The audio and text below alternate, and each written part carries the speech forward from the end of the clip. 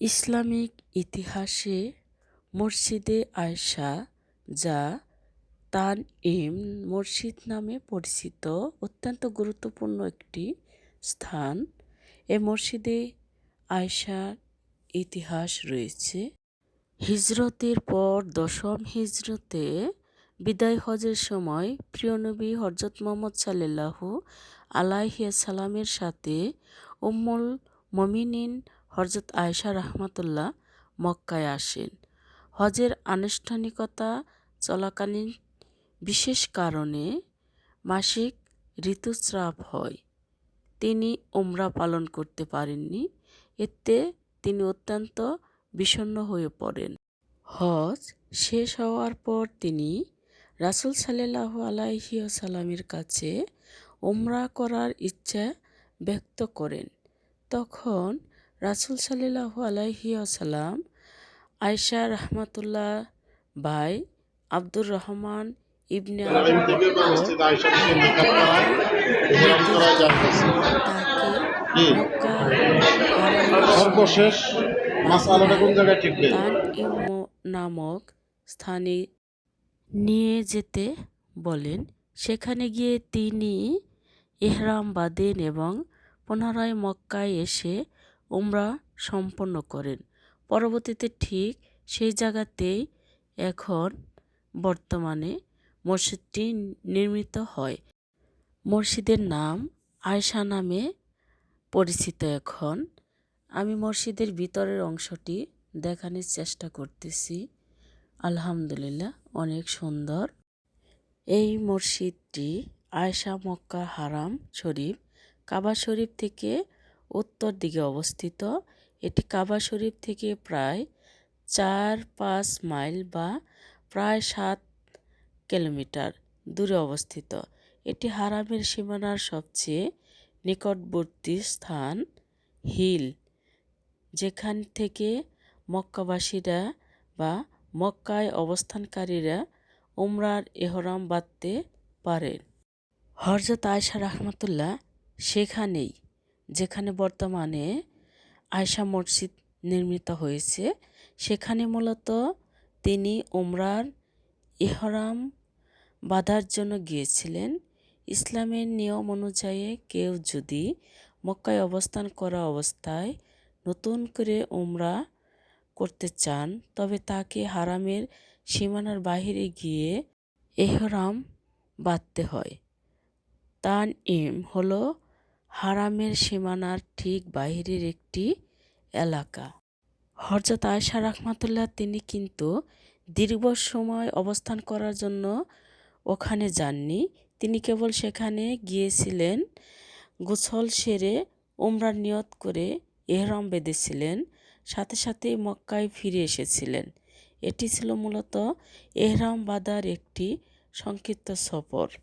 বর্তমানে এটি মক্কায় অবস্থানরত হাজিদের জন্য উমরার ইহরাম বাঁধার প্রধান কেন্দ্র হিসাবে ব্যবহৃত হয়।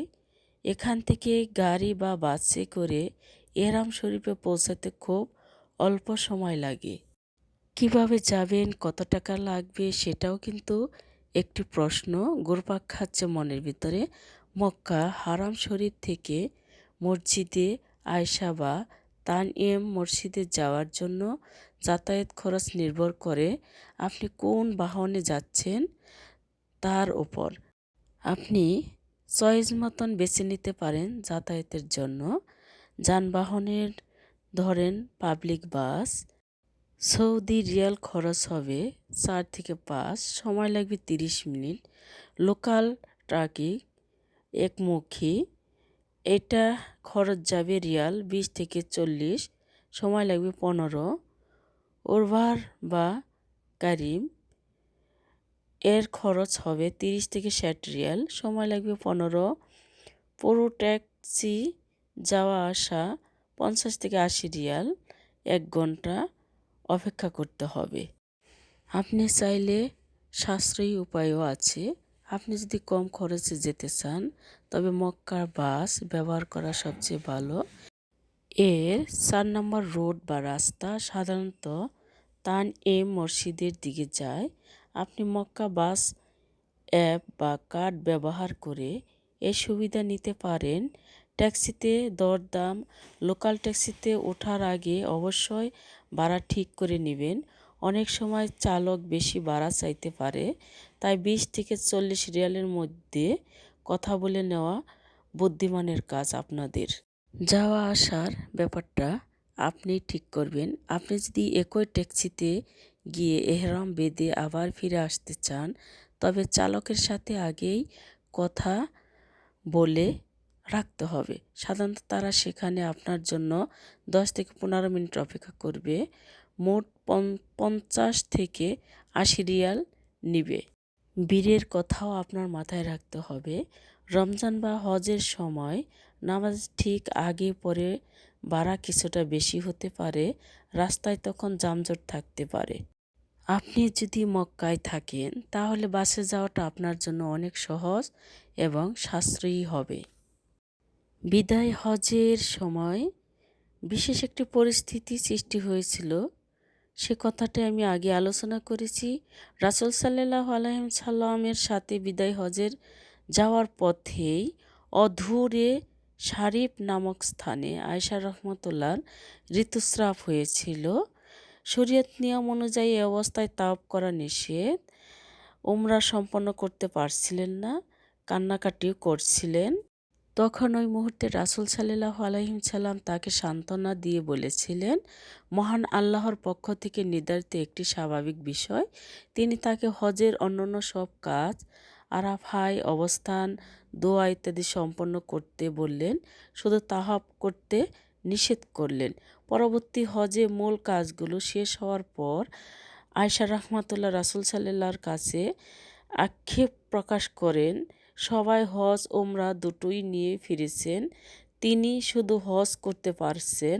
তখন নবী করিম সাল্লাল্লাহু আলাইহি সাল্লাম তার ভাই আব্দুর রহমান ইবনে আবু বকর রাহমাতুল্লাহকে তার সঙ্গে এহরাম বাঁধার জন্য নিয়ে যেতে বললেন।